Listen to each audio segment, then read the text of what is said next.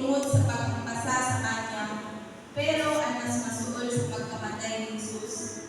Ang pagtalingon sa kanyang mga kasangkayan na dapat aga ang pabiling tugtog sa kalimutuin ni Jesus. Nga sira ang nagsasalbar ka ni Jesus, parehas man punta sa pagsalbar sa atin. Ini ang pinakamasuol ng makuring na kamatayon, nga namatay na dara ang suol sa kaburuton, nga mao ang hinundan. Ang pagdalingon sa kanyang mga higugma sa pinabuhi. Matapos sila pagsabihan ni Jesus. Kama kabibiro sa natin ang kita sa kahintang ni Jesus, na nagsasayuan nila siya sa krus, apisal sa kadamo sa kanyang mga kasangkayan.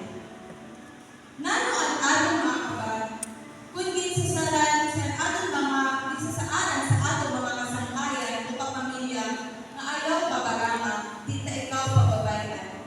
Pero pag-abot sa takna, maato ka na nagpupuri, babayaan ka. Nano ba ang atong mga kabag? Di ba masuol sa kapuruton?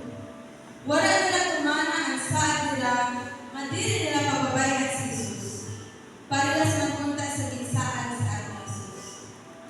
Ang atong Ginoo sa Kristo na nagpupuri sa krus, ginitrigo niya ang kanyang kalugaran. Amay ko, sa iyong mga kamot, itinutugyan ko ang amang Espiritu.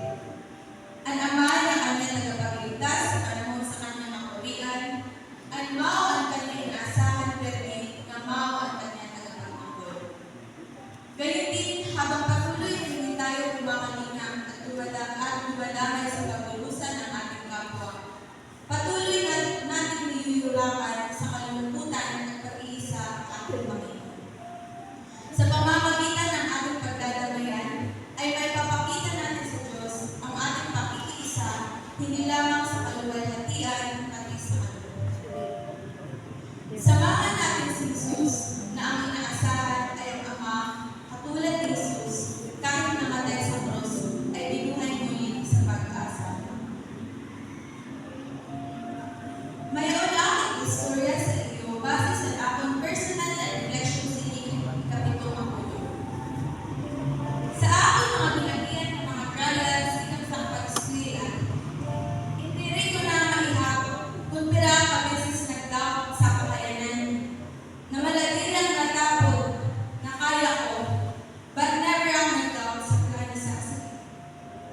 Karoon ko i-share sa iyo ang akong experience sa mintras na matawag nag-review sa inaging na Philippine Nursing Licensure Examination Lesson Number 2024. Sa napamanilan na kami para mag-review for 5 months, nangibabaw ang kahadong ang tulba. Di rin ko alam kung ano ang resulta ng kung paano ko malalampasan ang akong pag-review. Labi na ang kaminaw ang first time ko kumulat sa akong pamilya since nakabulan.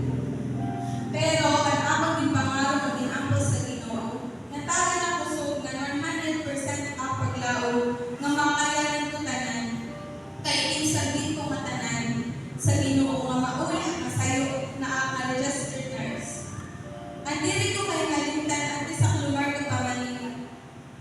Kinadayak simbahan, nag-araw guidance sa makagaragan. Ang ako din pangaraw sa Diyos na pagbalik ko ngayon, may bago na rin na nurse at atong paroke.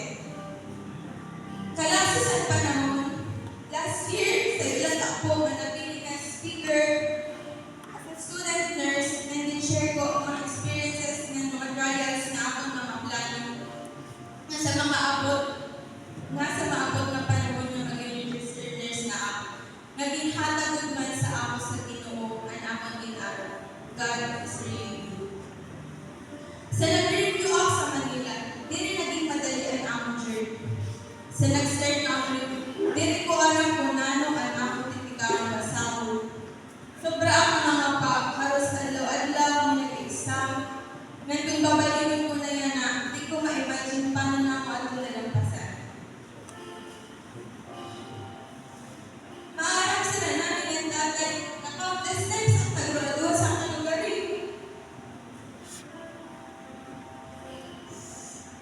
Na may gabi na naghihimahay ako na over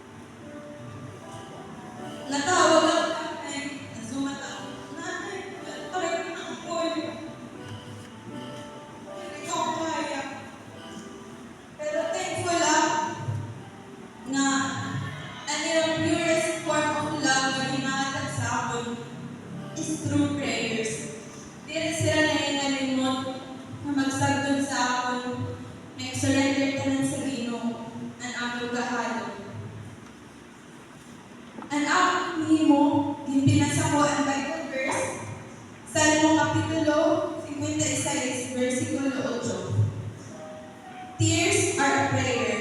God hears when you don't know what to say. Bisan diri ko tanan nasusugat sa Ginoo, I know that He knows what my heart and mind wants to convey. Danay ka naabot habang nakatago ako na nanunuro na akong buhag. Habang ako sa riyuhan niya nag-aampo. Tapos naiingatulog na lang. I can truly say that God is really our rest. Kamintalagan niya clarity and comfort that we always needed. In the multitude of my anxieties, your comfort delights my soul. Psalm chapter 94, verse 19. Kaupadan ako ng asangkay all throughout our review, pero likod na mo isusugat na let go and let God, na do your best and God will do the rest. Because we are open, natanan na among mga plano ng pangarap na wala kasiguraduhan. Because the only certainty in this world is God's plan. I keep on reminding myself to let my faith be louder than my fears. Umot talaga na if God allows you, and if it's according to His plan, at all costs, God will make it happen. May recently nabasa sa iyong Bible verse, Proverbs chapter 21, verse 14. When there is no guidance, a people falls, but in abundance of counselors, there is safety. As a reflection on this Bible verse, sa minabuhi, kinahanglan ka mag-turning guidance ng bulig sa ato ikasitaw, ng labaw sa matanan sa Ginoo. Kaya sa akong journey as a student na ang nurse na ako, dili ko mahihimo kung waray guidance ng protection sa Ginoo, ngan sa mga tao na nagbubulig sa ako para mag-learn and mag-grow. Sa akong pag-review, diri liwat maging posible tanan, nung diri sa Ginoo, naging tagan ako sa mga tao na naging instrumento sa aking nabuhi, nga maon ako mga pag-anak, nga sa bugos na pamilya ng mga kasangkayan, nga maging magaan ang tanan, nga diri ang nagsasayuan sa alat sa kinabuhi. Alam ko na with all challenges I encountered, I was never alone. Never ko na abad na nagsasayuan ako sa aklat. Kaupon ko ang akong pamilya ng mga kasangkayan, na ipakita nila sa akin kung gaano sila natapos sa akong kakayahan. They supported me morally, emotionally, financially, and especially spiritually. God really answered my prayers. Kaya damo anak prayer warriors. Sobra ang nalilipan ng thankful kung gaano kamaluluyon ng hinatagon at Ginoo. It was God all along. All glory and praises to Him. Ngayon, palibutan lang sa mga tao with full of love and support ng labis sa